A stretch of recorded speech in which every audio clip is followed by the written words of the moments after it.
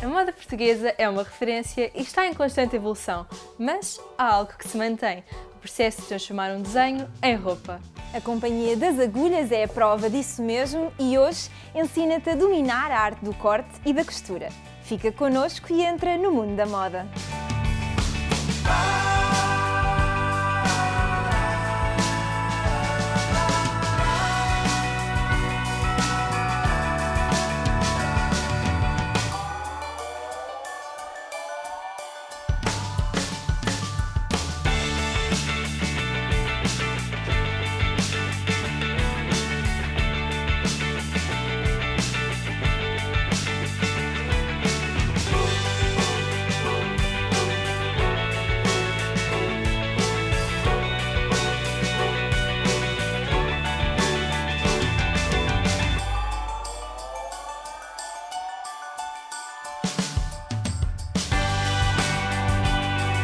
As marcas investem em estratégias de comunicação para se afirmarem no mercado da moda e para chegarem às pessoas. A tecnologia assumiu um papel estratégico no mercado e tornou-se um desafio para a indústria. Conhece agora as novas formas de comunicar a moda.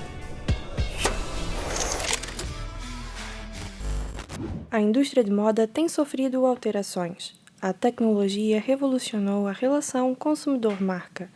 As novas formas de comunicar e de promover produtos provocaram a diminuição do protagonismo dos meios de promoção tradicionais. A moda, se calhar há 10 anos atrás, era comunicada e era feita de uma forma diferente. Começámos a fazer aquilo que era o típico de editoriais de moda para revistas, etc. Portanto, estava muito focado numa lógica de imprensa.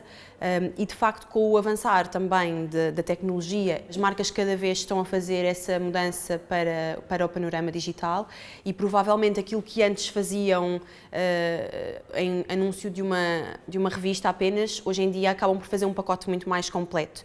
Ou seja, podem, de facto, fazer esse mesmo anúncio, mas depois, ao mesmo tempo, vão criar conteúdos específicos e vão fazer campanhas digitais para estarem presentes nessas plataformas. As redes sociais e outras plataformas online permitem que a indústria de moda se conecte com os clientes de forma mais rápida e eficaz. Dos blogs às transmissões ao vivo dos desfiles, obtemos uma diversidade de opiniões em diferentes lugares por meio do Facebook, do Twitter e do Instagram. Mas o importante é destacar a marca aos olhos do consumidor. A grande preocupação que nós começamos a ver hoje nas marcas não é apenas desenvolverem planos de marketing, temos que vender isto ou temos que vender aquilo, como é que o vamos fazer, mas é como que existe uma solidez na apresentação da marca perante o consumidor. Todos nós conhecemos algumas marcas portuguesas, sei lá, Pep Jeans, que muito potenciada cá, a Sakora ou mesmo a Salsa, e quando pensamos nisto vemos o esforço que eles têm estado a fazer para sedimentar a marca e, no fim de contas, diferenciarem-se um bocadinho da concorrência. Quando vemos isto, vemos que a marca tem que ser trabalhada e essa é a grande preocupação. Como é que se consegue elevar a marca, ter reconhecimento na marca, ser associado a esse reconhecimento a qualidade e inovação.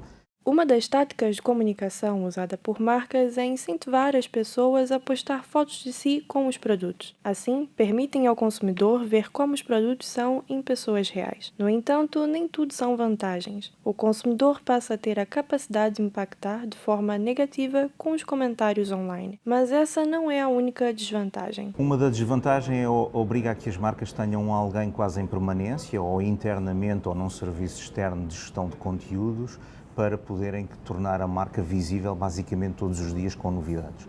Implica planeamento, implica custos associados a isso, mas se também não tiverem estes custos, deixam de ter visibilidade, isso repercute-se depois nas vendas e na divulgação da marca, e hoje está tudo tão virado para a imagem, se não houver imagem e divulgação, basicamente quem não aparece esquece, não é? Este velho ditado, e isso nota-se também nas marcas.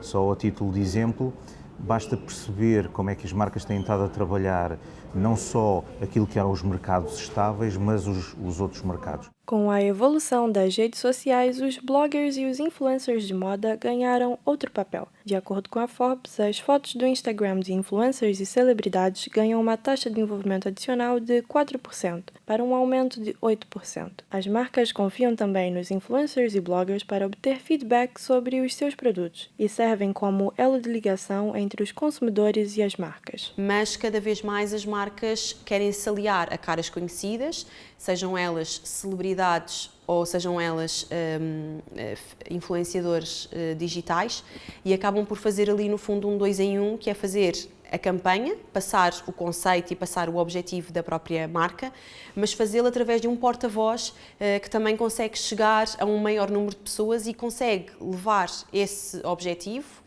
e esse conceito e essa mensagem a esse grande número de pessoas. Por isso, cada vez mais isso tem acontecido. Antes eram as revistas de moda que serviam para publicitar as marcas. Agora são as redes sociais. O importante é que as empresas se exponham e marquem presença perante os consumidores. Teresa Samison entrou na história da moda em 1998. As suas criações já entraram em filmes, apareceram em revistas e foram usadas por vários artistas do mundo da música. Os tecidos africanos são a sua principal inspiração. O percurso desta estilista pela moda começa agora.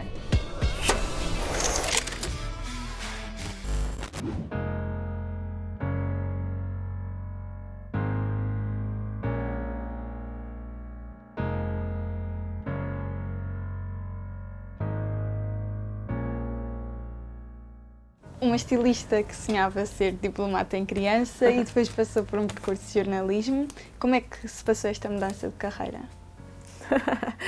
Então, eu deixei-me ir pela parte de comunicação, que também era uma área que eu queria perceber como é que funcionava, mas de repente este bichinho, como se costuma dizer, da moda, de cortar tecidos, de conjugar, falou muito mais alto. Então de repente eu vejo-me, ok, já tinha um emprego, já era crescida, e vejo-me a fazer tudo para trás e a voltar a ingressar na escola e a fazer um percurso novo de profissional na área da moda e do design. E como é que surgiu a primeira que veio primeiro, que foi a Calimero Sami? Sim, como é que surgiu inicialmente?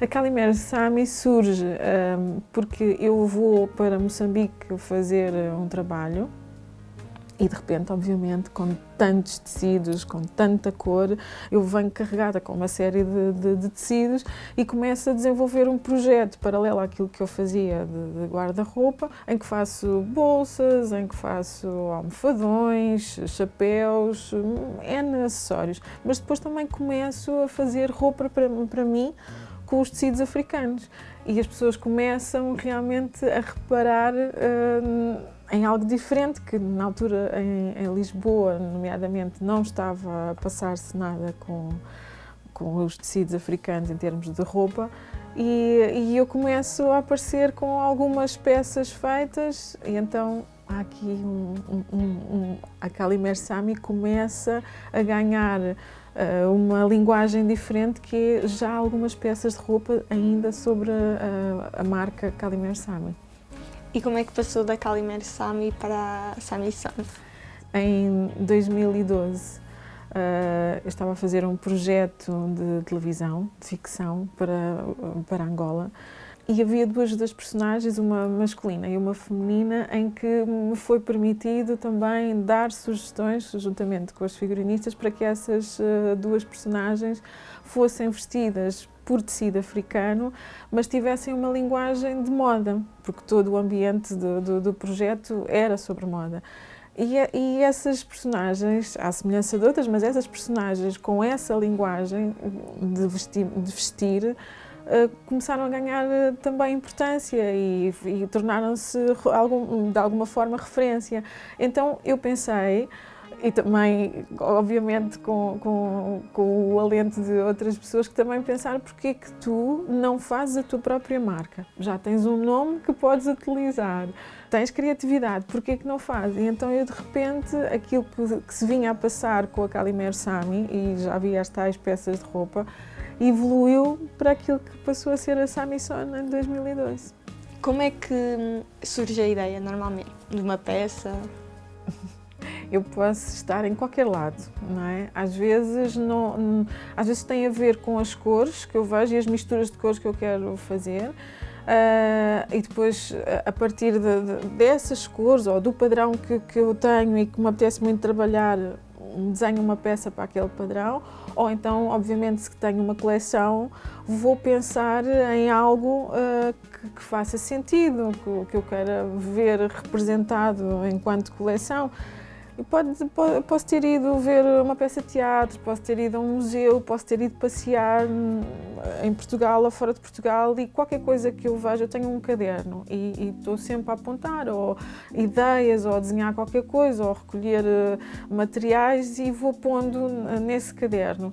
E às vezes esse caderno realmente dá-me a inspiração que eu preciso para criar um tema e chegar às peças. Então, a partir daí, se eu tenho um mood, se eu tenho um tema para as minhas peças, eu começo a construir as peças. Depois da ideia, qual é que é o processo que segue? Depois da ideia, tenho que tirar medidas ao cliente, tenho que perceber se do tecido que o cliente escolheu, se vamos juntar que tipo de outros, se vamos juntar outro tecido ou outros tecidos, que materiais é que podemos juntar, que cores é que podemos misturar, se for um cliente que permita ainda adicionar mais elementos de cor.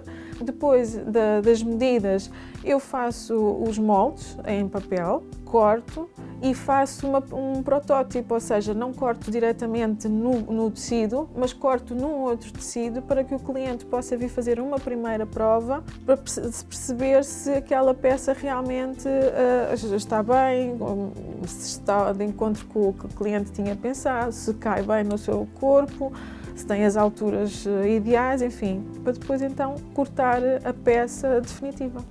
Qual é a maior diferença entre o processo para um cliente e para uma coleção em específico? Na coleção nós estamos a construir realmente, não há esta parte de prova, não há, assim como também não aconteceu antes a parte de tirar medidas ao cliente, portanto não há esta parte tão mais próxima do cliente. Portanto, nós guiamos por tabelas de tamanhos que neste caso, são adequadas ao público, ou devem ser adequadas ao público para o qual trabalhamos. E, portanto, a partir daí criamos os moldes das peças que desenhamos de acordo com os tamanhos que queremos produzir depois nas peças. E depois é mandar cortar as peças, ou eu própria corto as peças e mando confeccioná-las. Foi assistente de guarda-roupa para o filme como o The Promise e o The Man Who Killed Don Quixote, e foi ainda figurinista do documentário da Netflix O Desaparecimento de Madeline. Sim. Como é que surgiram estas experiências? Pois, esta é toda a outra parte do meu trabalho, não é? Eu trabalho em ficção, normalmente em publicidade e cinema, sempre ligada ao guarda-roupa.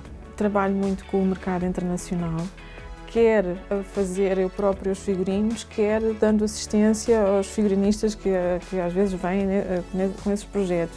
E pronto, eu já trabalho desde, vou dizer, baixinho, 1999 em ficção. E, portanto, já é um longo percurso e as pessoas, pronto, veem o portfólio e já sabem que eu existo e como é que trabalho. As suas peças também costumam aparecer nas revistas, normalmente, certo? Então, qual é que é a maior diferença entre aparecerem nas revistas, no grande ecrã e nos artistas musicais, neste caso? Em todos os aspectos é de imenso orgulho ver as minhas peças, seja nas revistas, seja em palco. Obviamente abrange públicos diferentes e, portanto, eu fico sempre na expectativa do que é que as pessoas gostaram mais, ou o que é que viram, ou como é que essas peças chegam até elas, não é? Mas em qualquer uma das situações é sempre imenso orgulho quando eu vejo as minhas peças ou publicitadas ou em ação no palco. E qual é a diferença no processo de criação das peças? Quer dizer, é bastante, porque as peças que são criadas para os músicos têm determinadas características, são pensadas para acontecerem de determinada forma e de respeitarem determinadas necessidades que depois o músico vai precisar de ter quando está em palco e em movimentação, provavelmente, ou num conjunto de outros músicos com outras maneiras de vestir, ou por causa da luz. E as peças que são criadas e que aparecem na imprensa escrita, obviamente farão parte de uma coleção que teve um tema, da qual existem mais peças que fazem parte desse mesmo tema, dessa mesma motivação, com este ou aquele padrão que vão de encontro àquele que é apresentado naquela fotografia. Portanto, digamos que na imprensa escrita, quando aparecem, fazem parte, são um bocadinho de uma história, enquanto que, se calhar, em palco, elas próprias são a história para aquele momento e para aquela pessoa, é diferente. Em relação aos artistas que vestem as suas peças, já aconteceu ter alguns clientes que vêm, quero aquela peça daquele que aquele artista vestiu? Por acaso não aconteceu, porque eu acho que, de alguma forma, eu acho que as pessoas também, lá está, vestir para palco é sempre um bocadinho mais exuberante e, portanto, e os tecidos que eu uso já dão muito nas vistas e, portanto, se calhar as pessoas não quereriam repetir, não é, aquilo que vêem. Obviamente que vêm à procura porque viram determinado artista com determinada peça e gostaram do padrão, mas querem fazer uma coisa à sua imagem, e isso também é interessante. Muito obrigada, Teresa, por essa entrevista. Obrigada. A moda tem o poder de comunicar com o mundo e com as pessoas. Já encontrar a linguagem certa nem sempre é fácil. Carolina Pereira foi aluna de mestrado em jornalismo na ESCS, mas abraçou o mundo da moda na Elle Portugal. O E2 mostra-te o dia-a-dia de uma editora de beleza. Acompanha-nos.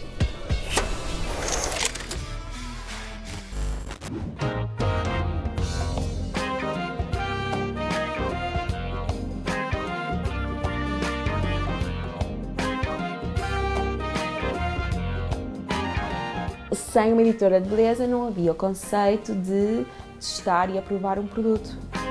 Eu sou jornalista, trabalho numa revista de moda e aqui o meu cargo dentro da Elle, eu sou editora de beleza e dentro dessa secção sou eu que escolho todos os temas, sou eu que escolho as imagens, as produções, coordeno algumas produções editoriais que são realizados, testo os produtos que depois aparecem na secção. Isto começou por causa do meu estágio do mestrado na Escola Superior de Comunicação Social, onde eu tive que escolher um tema para o meu relatório de estágio e esse tema só podia ser concretizado com um estágio numa revista de moda. Estabeleci o protocolo com a Elle, fiz o meu estágio e depois saí da área. No entanto, também houve a possibilidade de eu estagiar na Vogue. Então eu estive no marketing, a trabalhar marketing digital de uma marca de produtos de cabelo profissionais e depois passei para a agência digital que trabalhava essa marca, até que um dia a Sandra Gato, que é a diretora da Elle, ligou-me perguntar se eu queria voltar para o jornalismo e eu aceitei. Acho que a componente visual é muito importante, então a forma como tu transmites um conteúdo numa revista de moda começa logo pela imagem que tu escolhes. Eu quando penso num artigo, quando penso num conteúdo para a minha secção, eu penso no total, eu já estou a imaginar como é que vai ficar na maquete, como é que vai ficar nas páginas da revista. Parte da minha profissão é conhecer as coleções, conhecer os produtos, testar os produtos, falar com especialistas.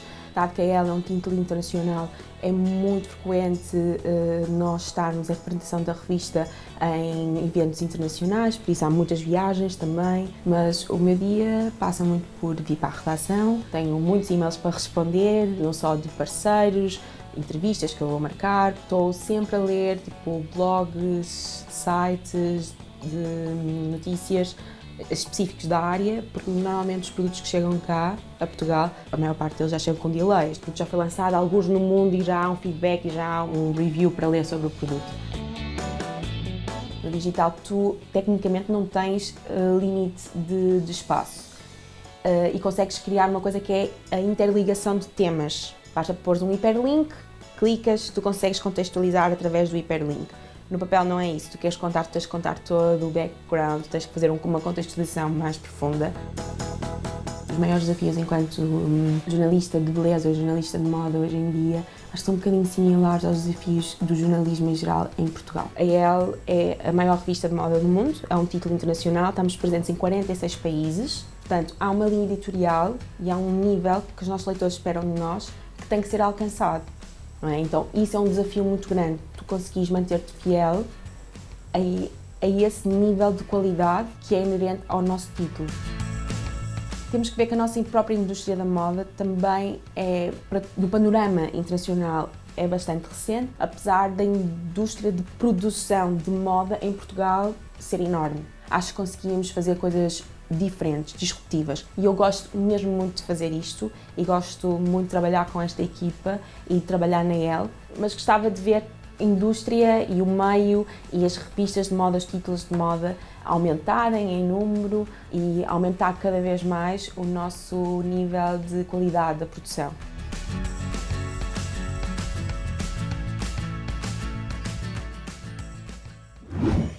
Do desenho da peça à sua comunicação, diversos setores trabalham para que o conceito vire realidade e as novas tendências possam assumir um lugar de destaque nas vitrines das lojas. E hoje viemos ao ateliê da estilista Teresa Martins. A sua marca de moda e de decoração destaca-se pelo seu estilo irreverente. Venham daí, vamos descobrir.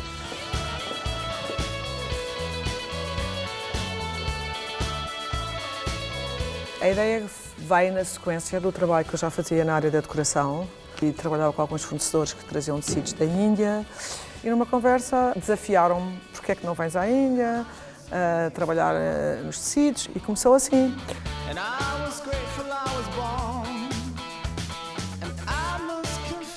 O processo de produção começa aqui, nos nossos escritórios, com a nossa equipa de produção, sempre com a direção da Teresa. O primeiro processo é o de criação do padrão. Depois, esse padrão vai tanto para uma peça de roupa como vai para uma peça de casa. Os prints são desenhados por nós e depois esses prints, obviamente, que vão para os nossos tecidos, são estampados nos nossos tecidos naturais e a partir do tecido é que se constroem os moldes. Mas passa sempre tudo por aqui.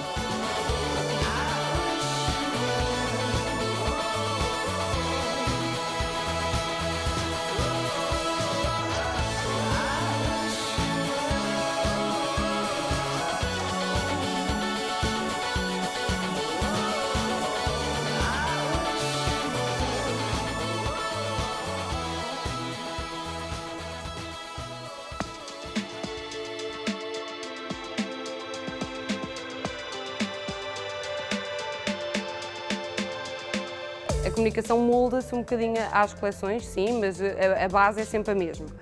Através dos nossos editoriais é a forma mais fácil que nós temos de conseguir mostrar ao nosso cliente, ao potencial cliente, todos os nossos detalhes, o movimento das peças, as silhuetas e o sentimento, quase o feeling que o cliente vai poder ter ao comprar uma das nossas peças. Portanto, a dificuldade vem sempre de mostrar ao cliente a complexidade do produto. Nós há muito tempo que trabalhamos com o Portugal Fashion, também já tivemos com a Moda Lisboa. É um momento muito importante da comunicação. É a forma mais fácil também que nós temos de transparecer toda essa inspiração que existiu por trás da coleção, tanto pelo modelo, pela combinação de looks que faz, pelos acessórios que acrescenta e, portanto, sim, é um momento muito importante, tanto no momento em si do desfile como depois no pós para toda a comunicação da marca. Eu tenho pouco tempo para estar com o público e quando estou, tenho que lhes dar conteúdo, tenho que lhes dar, é como se estivesse a ler um poema, cantar uma música, portanto, a integração do bailado, da dança, da beleza, são momentos, são 15 minutos, mas 15 minutos não se vê nada, mas vê-se a emoção, mantém-se a recordação, fica no nosso coração e eu acho que transforma-nos.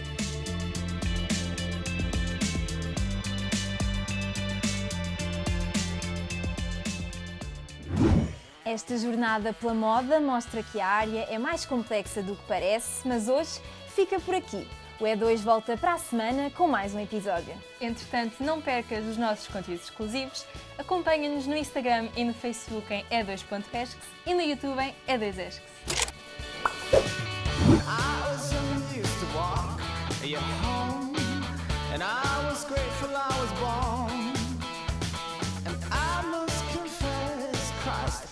Was a mess that she had torn.